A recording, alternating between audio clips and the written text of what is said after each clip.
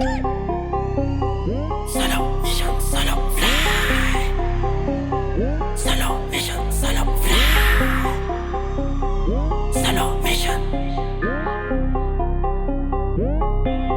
solo fly. Yo, ito na, dami na naman ng mga nakaabang kung paano ako magyabang. Sa pamamagitan ng hindi mo kaya magawa na tila ba para sa akin ay basic lang. Magpagkalawang saglit, mistulang ensayo. Sa aking pagbabalik, enhance na mga teknik para kapag binuga ay bubulabog talagang lintik. Ako'y muling nananabik, humawak ng mikropono at makapagdanghalulit sa harapan ng mga tao. Ako yan ang tatapakang entablado solo mission. Kahit na ako lang mag-isa ay dumadayo, di na kailangan pa ng mga back up. Ako'y one man team kaya you better shut up. Manood at makinig ka lang, I'll never fuck up. Karapatan mo manahimik, yo, shut the fuck up. Saka natututo ka kung paano mag-stand out. Alam ko ang daraanan kahit na mag-black out. Wala nang katrasan ko, bawal na mag-back out. Sino mang humarang sa akin sigurado knock out. Pag sinabi kong tingahan, pakinggan ang sinasabi. Di yung puro kadura na walang kwenta na mensahe. Talaga nakakadyahe para nakinig ka sa debate ng batak. At sa buog talaga nakakarinde, kumbaga nonsense.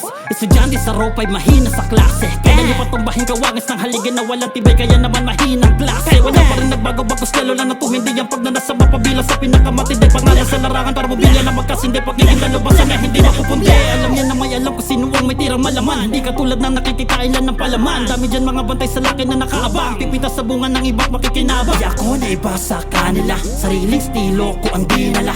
Di man kilala at pinaka, at least ako to at walang iba. Teka, sino kaya ng tanong nila sa akin pag nagawa ko na silang pahangain? Taas ang kamay na may ayaw sa akin, pikit na lang di mo ko kayang basagin. Di mo kaya nabasahin ng kalawan, kala mo wala lang patahimik. Pero katunayan meron akong mga plano na namumuo sa isip.